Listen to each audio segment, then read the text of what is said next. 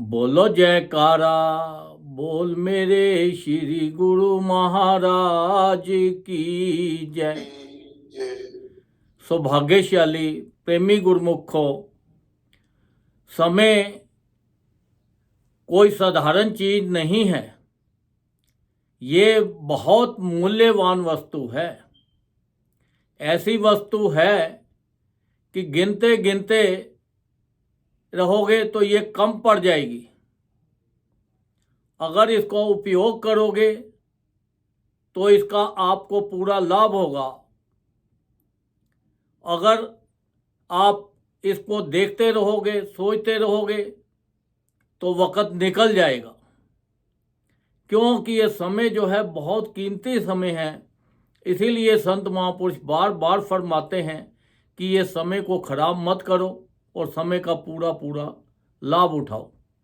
अगर समय के साथ पढ़ाई करोगे तो बड़े होकर कोई अच्छे बिजनेसमैन बनोगे, कोई ऑफिसर बन जाओगे, कुछ भी करोगे। अगर आप बोलो समय के बाद पढ़ें तो फिर पढ़ाई थोड़ा होगी। अब शादी है वो भी समय के साथ हो जाए तो बहुत अच्छी होती है, समय से पहले हो जाए वो भी ठीक नहीं है, समय के बाद हो वो भी ऐसा ही चलता है। तो ये जो समय है, समय के साथ आप कुछ भी करो। अगर समय के साथ चलोगे तो तब आप कामयाब हो जाओगे, सक्सेस रहोगे। समय से पहले भी मत चलो, समय के बाद भी मत चलो, क्योंकि समय के साथ ही सक्सेसफुल होता है इंसान। समय बहुत कीमती चीज़ है। इसी में आप जितना भजन कर लोगे उतने आप कामयाब रहोगे। आप लोग देखो, वो कहते हैं समय है चलो तीर्थ कर ले, दान पुण्य कर ले। वो तीर्थों पे जाते हैं, दान पुण्य करते हैं। किस लिए करते हैं? कि हम नरक में ना जाए, हमारी सीट पक्की हो जाए, परमानेंट, हम स्वर्ग में जाए। अब ये देखो, किसी ने नरक और स्वर्ग देखा है? ये तो जो शास्त्रों में लिखा है वो ठीक लिखा हुआ है, क्योंकि नरक और स्वर्ग सब यहीं पे है। तो वो कहते हैं जब आप शरीर छोड़ोगे तो उसके बाद आप नरक में जाओगे या स्वर्ग में जाओगे। तो जो नरक स्वर्ग क्या है? जब हम शरीर छोड़ देते हैं, अगर किसी गरीब घर में पैदा हो गए, किसी दरिद्र घर में पैदा हो गए, किसी गलत जगह पे पैदा हो गए, तो वही हमारा नरक है। कोई हमें बहुत बड़ी बीमारी लग गई तो वही हमारा नरक है।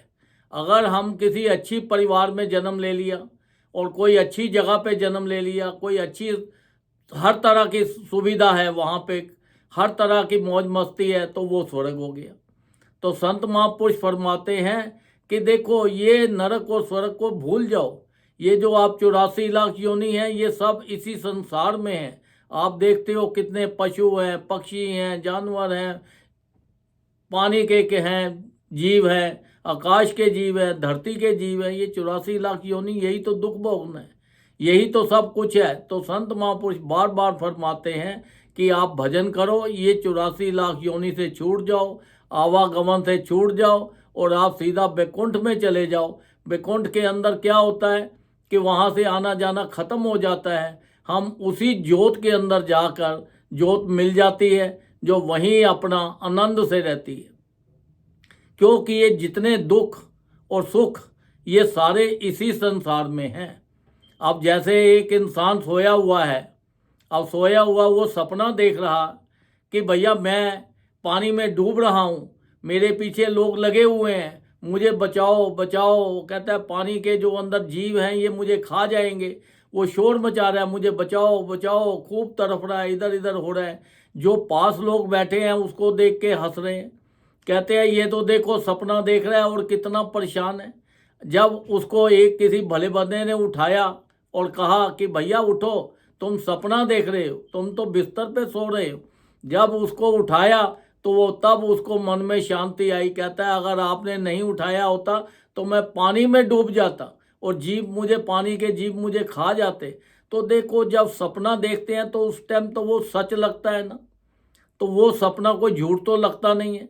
तो ऐसे ही संत महापुरुष बार बार फरमाते हैं कि ये जो संसार आप जिसमें आप रह रहे हो, ये भी एक सपना है। इसके अंदर आप इससे जागो। वो हमें ज्ञान देते हैं, नाम देते हैं। वो कहते हैं नाम जपोगे, सत्संग में जाओगे, तभी हम इससे बचेंगे, अदरवाइज हम इससे नहीं बच सकते।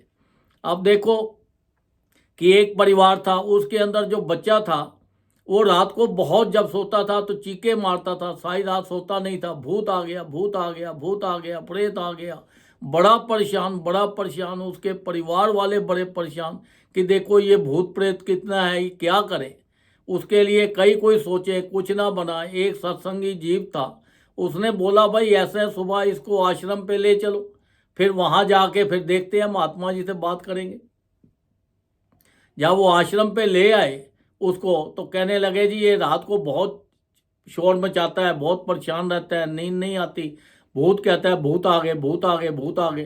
पर उसको तो वो भूत सही नजर आ रहे थे, पर दूसरों को नजर नहीं आ रहे थे ना। तो इसलिए वो तो जो लड़का था वो ठीक था, क्योंकि उसको नजर आते थे। तो लोग सोचते थे कि इसको कुछ हो गया है, ये गलत है, भूत प्रेत तो कुछ है नहीं। तो तब महात्मा जी ने बोला कि बोलो हम इसका क्या करें, कैसे करें। तो उन्होंने बोला महात्मा जी आपके पास लाए हैं, आप ही इनका इलाज करोगे। तब महात्मा जी ने 1 मिनट सोचा और सोच के उसको एक रुद्राक्ष दिया। कहने लगे ये रुद्राक्ष जो है, चाहे काले रंग का धागा हो या लाल रंग का धागा हो, इसको डालकर अपने गले में डालकर तो अपना नहा धो के भगवान शंकर को याद करके ये आप डाल लो और फिर कल आना आश्रम में, आज का आपका काम खत्म। अब वो बंदे को बड़ा विश्वास हो गया, लड़के को, कि देखो महात्मा जी ने इतनी आज कृपा की है। उसको विश्वास हो गया कि उन्होंने 3-4 बार लड़के ने महात्मा जी से पूछा, महात्मा जी बताओ पक्की बात है ना, भूत तो नहीं आएंगे। महात्मा जी ने बोला नहीं आएंगे, नहीं आएंगे। उसको विश्वास हो गया। वो घर गया, अगले दिन अपना नहा धो के उसने रुद्राक्ष पहना और बड़ी श्रद्धा के साथ, विश्वास के साथ फिर महात्मा जी के पास आ गया। तो आके मत्था टेका और महात्मा जी ने कहा कि देखो आप शाम को आना फिर दोबारा, ताकि उसका विश्वास पक्का करना था। उन्होंने उसको शाम को फिर उसको बुलाया। जब वो शाम को आया तो वो सत्संगी तो था नहीं, पर उसको नाम दिया पहले, और नाम दे के उसको बोला कि आप जपो इसको, सुबह शाम इसको जपो, और आपने 8-10 दिन तक आश्रम में ही रहना है। अब वो लड़के को विश्वास था, उसके घर वालों ने भी बोला भाई ठीक है आश्रम में रहे, कोई दिक्कत नहीं है। अब वो सुबह भी शाम भी आरती करता, पूजा करता, नित्यनेम करता, भजन करता। तो फिर उसे पूछा 2-4 दिन बाद कि भाई क्या बात है। वो कहता जी सब भूत भाग गए। फिर उसको 8-10 दिन के बाद फिर पूछा, वो कहता जी अब तो भूत का कोई काम ही नहीं है, आपने चीज ही ऐसी दे दी जिससे कि वो भाग गए। क्योंकि उसका एक विश्वास था, जो नाम है इसके अंदर इतनी ताकत है, इसको देखते ही भूत पिशाच कोई भी कैसी भी चीज हो सब भाग जाती है। तो ये देखो संत महापुरुषों ने तो हमारे ऊपर इतनी अपार कृपा करते हैं। तो फिर देखो हमारी ड्यूटी बनती है कि हम उनके हुक्म का पालन करें। जो उनके वचनों पे चलता है, उनका हुक्म मानता है, उसका जहाज तो पार हो जाता है। और जिसका नहीं मानते फिर वो बीच में ही लटका रहता है, चलता रहता है। क्योंकि ये भक्ति आपकी एक जन्म की नहीं है, ये कई जन्मों की भक्ति आपकी है। तब जाकर ये आप जुड़े हो भक्ति के साथ, सत्संग में जाते हो, सत्संग को सुनते हो। क्योंकि सत्संग जो है इसको बड़े ध्यान से सुनना चाहिए। जब भी सत्संग हो तो आपका विचार, आपका ख्याल, आप इधर इधर के काम मत करो, क्योंकि आपको इसका पूरा लाभ नहीं मिलेगा। अगर पूरा लाभ लेना है तो इसके अंदर विश्वास करके और बड़े ध्यान से इसको सुनो, फिर देखो आपको कितनी लाभ मिलता है। तो संत महापुरुषों ने तो हमारे ऊपर कितनी अपार कृपा करके हमारे लिए 5 नियम बना दिए, श्री आरती, पूजा, सत्संग, सेवा, सिमरन और ध्यान। जो श्रद्धा सहित करे निश्चय हो कल्याण। वो कहते हैं जो जीव इस 5 नियमों का भी पालन कर लेता है, जिस परिवार में हो जाते हैं, वो परिवार में खुशियां ही खुशियां रहती हैं। वहाँ पर हर तरह की मौज रहती है, वहाँ पर कोई बीमारी नहीं आती, कि गरीबी नहीं होती। तो देखो जितने भी आप देखो आजकल तक जितने भी हमारे सत्संगी जीव हैं जो भजन करते हैं, देखो इनमें से कोई भी आपको गरीब मिलेगा? कोई भी गरीब नहीं मिलेगा। सबको उसके कर्मों के मुताबिक उनको सबको अच्छा मिलता है, हर तरह से वो खुश रहते हैं। क्योंकि ये नाम एक ऐसी चीज है, ये अमृत है, जो इसको पी लेता है वो हमेशा अमर हो जाता है और हमेशा ही खुश रहता है। उसको किसी चीज़ की कोई कमी परमात्मा आने ही नहीं देता, क्योंकि ये एक हमारा कवच है। ये हर वक्त हमारे साथ रहता है, हर वक्त हमारी रक्षा करता है, हर जगह पे हमारी हर तरह से ये रक्षा भी करता है और ख्याल भी रखता है, हमें गलत रास्तों से बचाकर अच्छे रास्तों पे लेके जाता है। तो सर, जब हम सत्संग सुनते हैं, सत्संग आश्रम में जाते हैं, तो वहाँ पे अच्छे अच्छे लोग मिलते हैं, हमारे विचार अच्छे होते हैं, हम सब के लिए अच्छा सोचते हैं, अच्छा करते हैं। जब हमारे विचार इतने अच्छे हो जाते हैं तो देखो परमात्मा हमारे साथ है। जो इंसान सबके लिए अच्छा सोचता है उसका खुद भी अच्छा होता है। लोग कहते हैं जी मैं खुश नहीं हूँ, पहले दूसरों को खुश करना सीखो। जब आप दूसरे को खुश रखोगे तो आप ऑटोमेटिक खुश रहोगे। आप जब कभी दान पुण्य करते हो, कुछ करते हो, तो आपके मन में कितनी खुशी होती है। जब आप सत्संग में जाते हो तो आपके मन में कितनी श्रद्धा भावना होती है। तो ये जो श्रद्धा भावना विश्वास जब आपके अंदर ये आ गया तो वो आप सोचो कि परमात्मा हर वक्त आपके साथ है, आपकी हर इच्छा पूरी करेगा वो।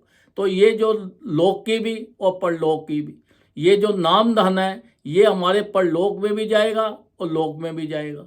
इस लोक के अंदर जितना ज़्यादा नाम जपेंगे संसारिक धन उतना ज़्यादा आएगा।